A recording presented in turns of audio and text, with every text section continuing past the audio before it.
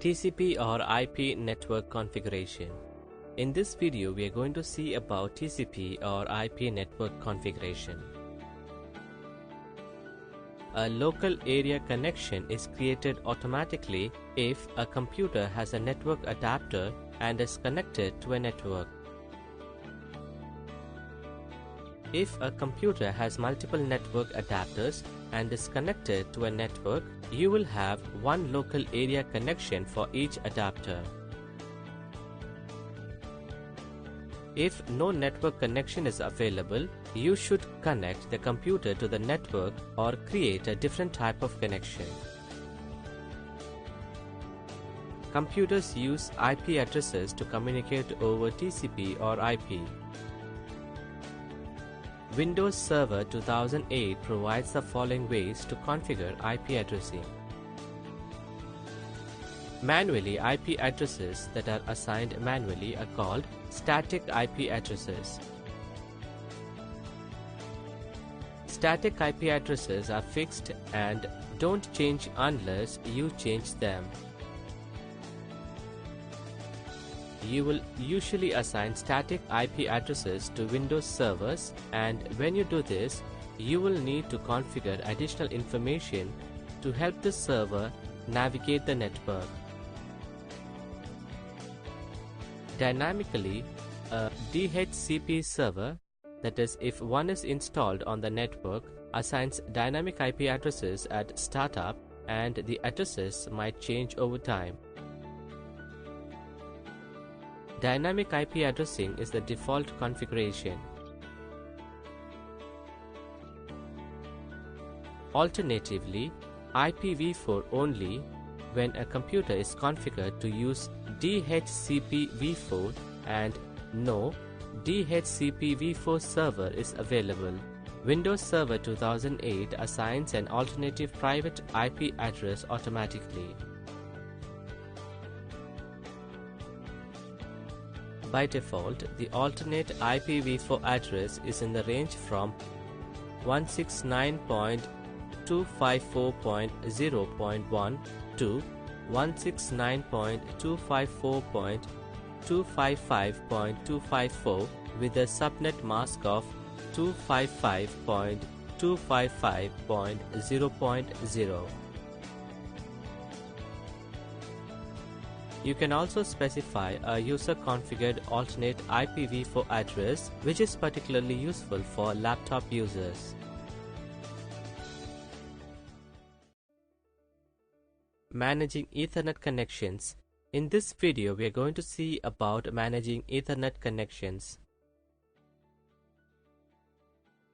Local area connections make it possible for computers to access resources on the network and the internet. The local area connection is created automatically for each network adapter installed on a computer. This section examines techniques you can use to manage these connections. Checking the status, speed, and activity for local area connections. To check the status of a local area connections, follow these steps. Click Start and then click Network. In Network Explorer, click Network and Sharing Center on the toolbar. In Network and Sharing Center, click Manage Network Connections. In Network Connections, right-click the connection you want to work with and then click Status. This displays the Local Area Connection Status dialog box. If the connection is disabled or the media is unplugged, you won't be able to access this dialog box. Enable the connection or connect the network cable to resolve the problem and then try to resolve the status dialog box again. The General tab of this dialog box provides useful information regarding the following: IPv4 connectivity. The current IPv4 connection state and type. You will typically see the status as local when connected to an internal network or not connected when not connected to a network. IPv6 connectivity. The current IPv6 connection state and type. You will typically see the status as local when connected to an internal network or not connected when not connected to a network. Media state. The state of the media, because the status dialog box is available only when the connection is enabled. You will typically see this as enabled. Duration. The amount of time the connection has been established. If the duration is fairly short, the user either recently connected to the network or the connection was recently reset. Speed. The speed of the connection. This should read 10.0 megabits per second for 10 Mbps connections, 100.0 Mbps for 100 Mbps connections, and 1 gigabit per second, that is Gbps, for 1 gigabit connections. An incorrect setting can affect the computer's performance. Bytes. The number of bytes sent and the number received by the connection. As the computer sends or receives packets, you will see the computer icons light up to indicate the flow of traffic.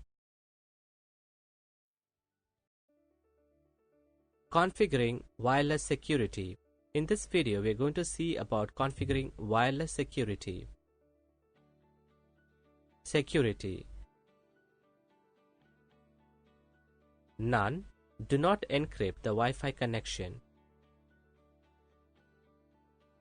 WEP 40 by 128-bit key.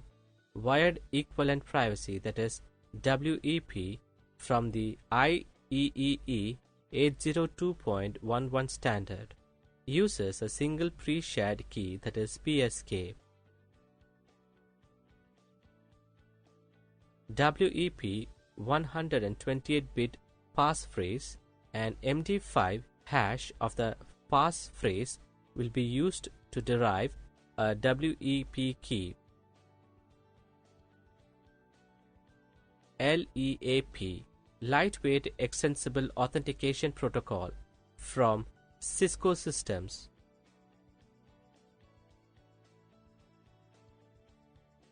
Dynamic WEP, that is 802.1x. WEP keys are changed dynamically.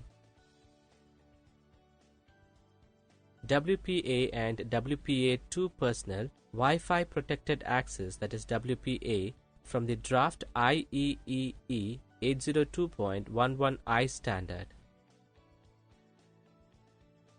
A replacement for WEP, Wi-Fi protected access tool, from the 802.11i 2004 standard. Personal mode uses a pre-shared key, that is WAPSK. WPA and WPA2 Enterprise. WPA for use with a radius authentication server to provide IEEE 802.1x network access control. Password. Enter the password to be used in the authentication process. Configuring PPP, that is point-to-point settings. In this video, we are going to see about configuring PPP, that is point-to-point settings. Configure methods. Use point-to-point encryption, that is MPPE. Microsoft point-to-point encryption protocol, that is RFC 3078.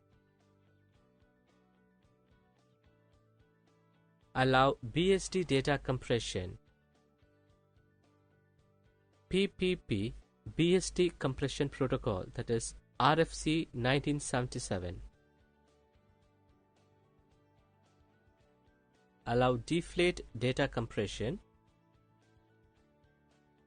PPP deflate protocol, that is RFC 1979. Use TCP header compression.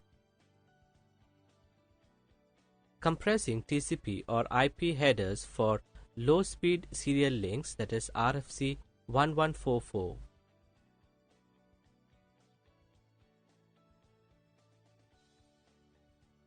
Send PPP echo packets. LCP echo request and echo reply codes for loop back test, that is RFC 1661. Configuring IPv6 settings. In this video, we are going to see about configuring IPv6 settings. Method. Ignore. Choose this option if you want to disable IPv6 settings. Automatic. Choose this option if the network you are connecting to uses a DHCP server to assign IP addresses. Automatic. Addresses only. Choose this option if the network you are connecting to uses a DHCP server to assign IP addresses, but you want to assign DNS servers manually. Manual. Choose this option if the network you are connecting to does not have a DHCP server and you want to assign IP addresses manually. Link local only. Choose this option if the network you are connecting to does not have a DHCP server and you do not want to assign IP addresses manually.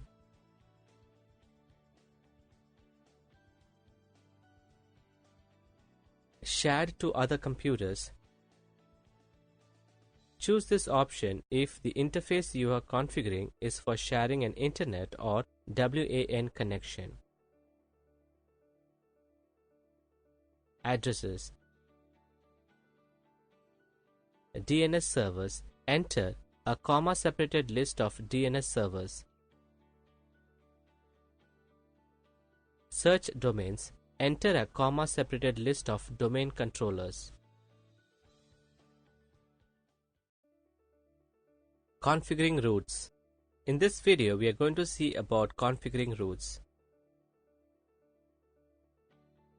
A host routing table will be automatically populated with routes to directly connected networks. The routes are learned by observing the network interfaces when they are up. This section is for entering static routes to networks or hosts which can be reached by traversing an intermediate network or connection such as a VPN or leased line. Addresses. Address, the IP address of a network, subnet or host. Net mask, the net mask or prefix length of the IP address just entered. Gateway, the IP address of the gateway leading to the network, subnet or host. Metric, a network cost, that is to say, a preference value to give to this route. Lower values will be preferred over higher values. Ignore automatically obtained routes. Select this checkbox to only use manually entered routes for this connection. Use this connection only for resources on its network. Select this checkbox to prevent the connection from becoming the default route. Typical examples are where a connection is a VPN or a leased line to a head office and you do not want any internet-bound traffic to pass over the connection. Selecting this option means that only traffic specifically destined for routes learned automatically over the connection or entered here manually will be routed over the connection.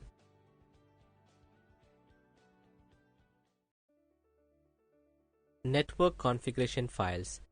In this video, we are going to see about network configuration files. The graphical helper tools edit a specific set of network configuration files using a couple of basic commands. The exact names of the configuration files and their location in the file system are largely dependent on your Linux distribution and version. However, a couple of network configuration files are common on all Unix systems.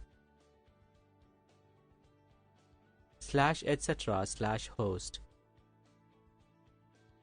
The /etc/host file always contains the local host IP address 127.0.0.1, which is used for inter-process communication. Never remove this line. Sometimes contains addresses of additional hosts which can be contacted without using an external naming service such as DNS, that is the domain name server. A sample host file for a small home network.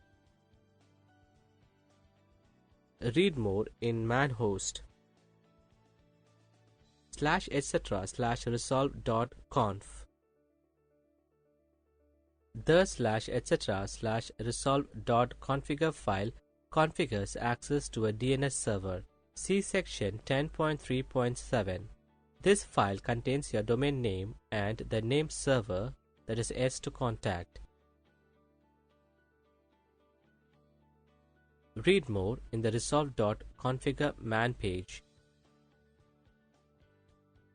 /etc/nsswitch.configure. The /etc/nsswitch.configure file defines the order in which to contact different named services. For internet use, it is important that a DNS shows up in the host line. This instructs your computer to look up host names and IP addresses first in the /etc/host file and to contact the DNS server if a given host does not occur in the local host file. Other possible name services to contact are LDAP, NIS, and NIS+.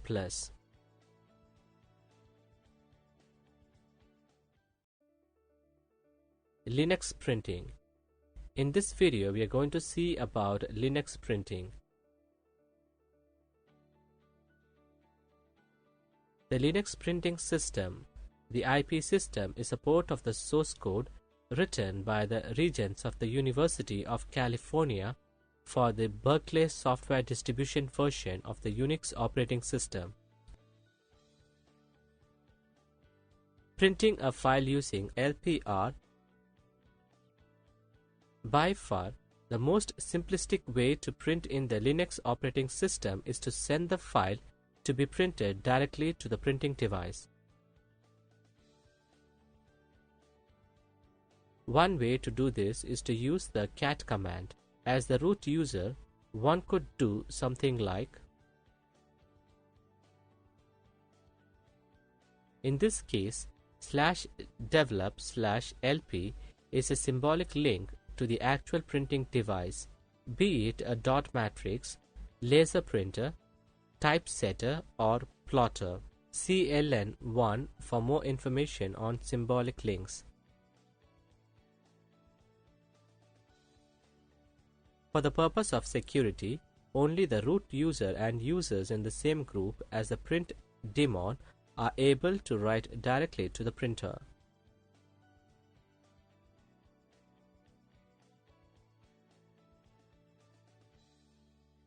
This is why commands such as lpr, lprm, and lpq have to be used to access the printer.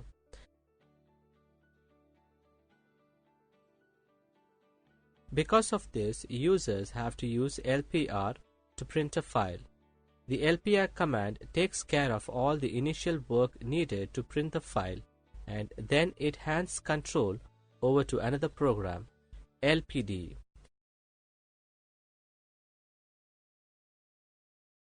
The line printing daemon then tells the printer how to print the file. When lpr is executed, it first copies the specified file to a certain directory, that is the spool directory, where the file remains until lpd prints it.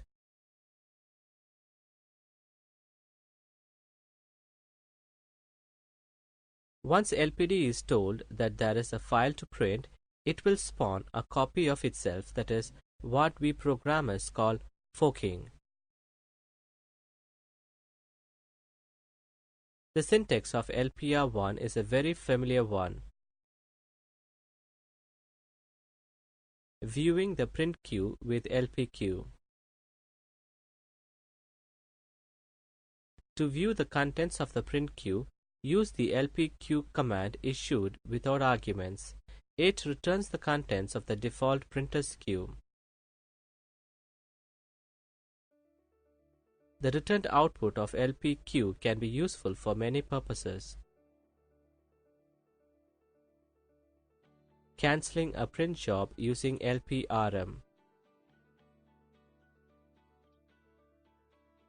Another useful feature of any printing system is the ability to cancel a job that has been previously queued.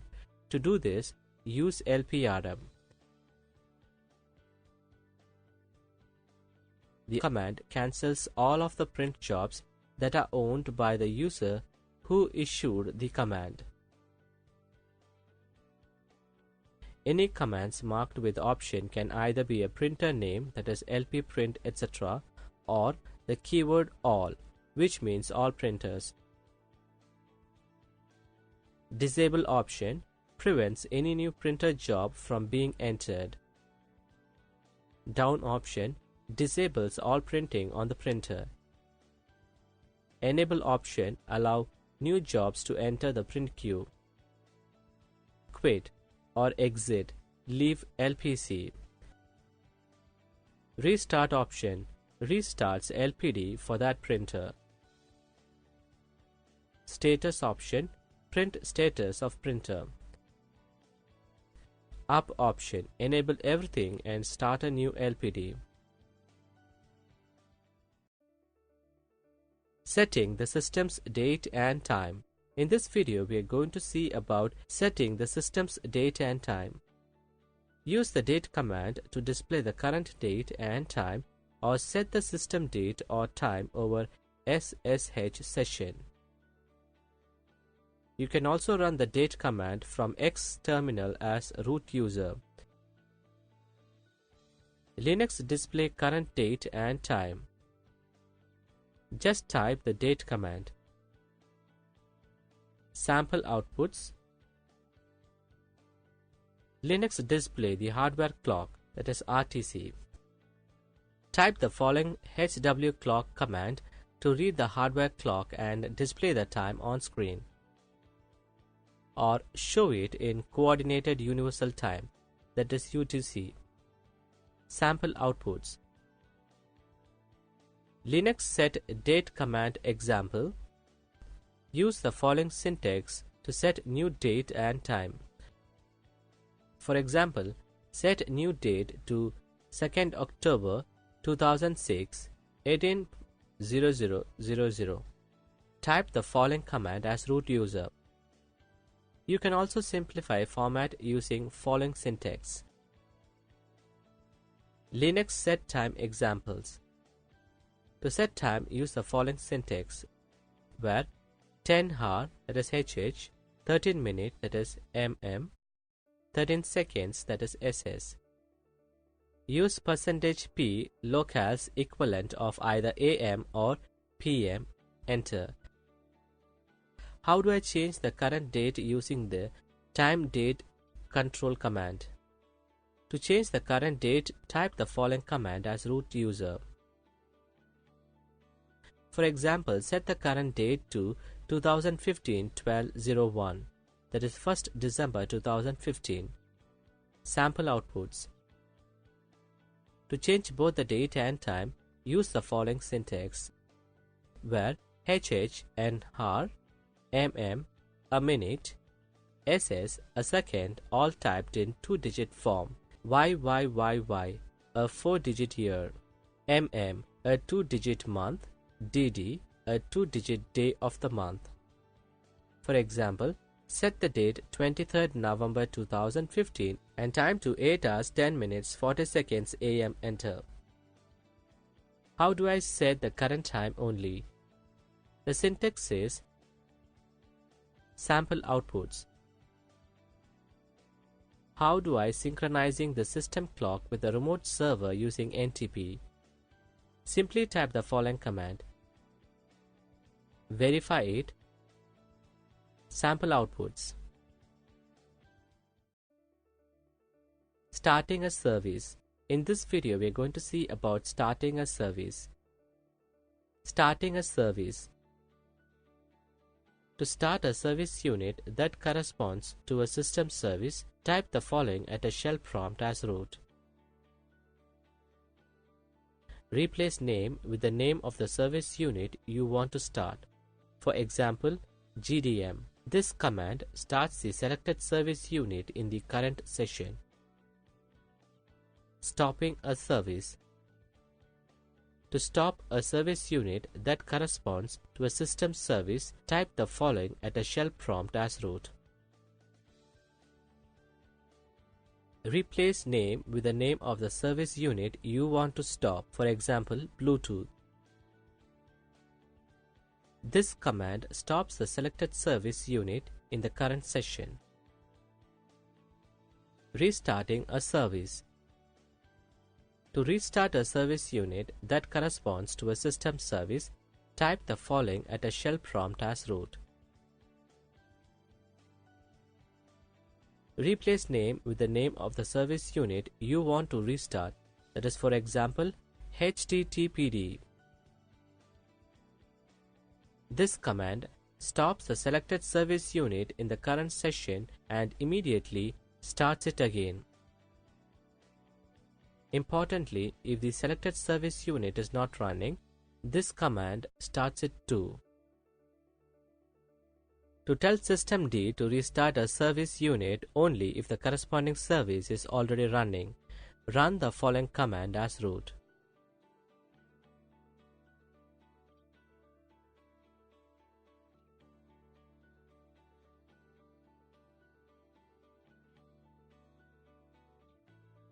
Certain system services also allow you to reload their configuration without interrupting their execution. To do so, type as root.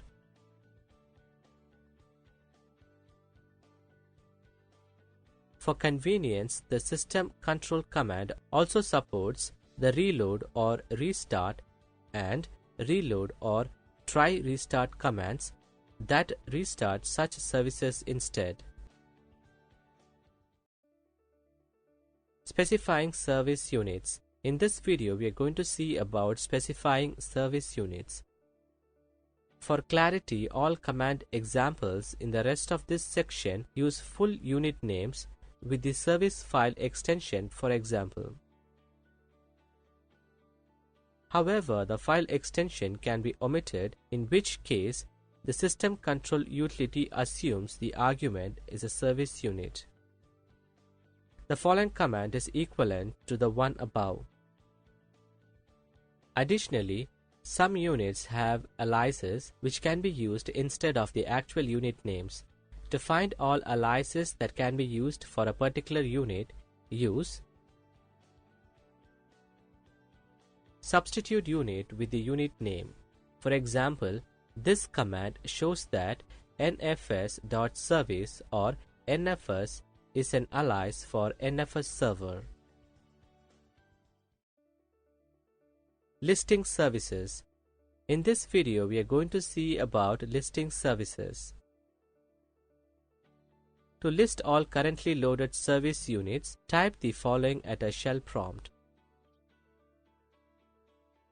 For each service unit, this command displays its full name, that is unit, followed by a note whether the unit has been loaded, that is load, its high level, that is active, and low level, that is sub-unit activation state, and a short description, that is description.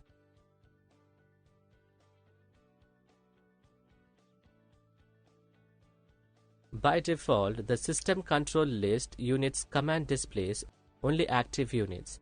If you want to list all loaded units regardless of the state, run this command with all or a command line option. You can also list all available service units. To see if they are enabled to do so, type. For each service unit, this command displays its full name, that is unit file, followed by information whether the service unit is enabled or not, that is state.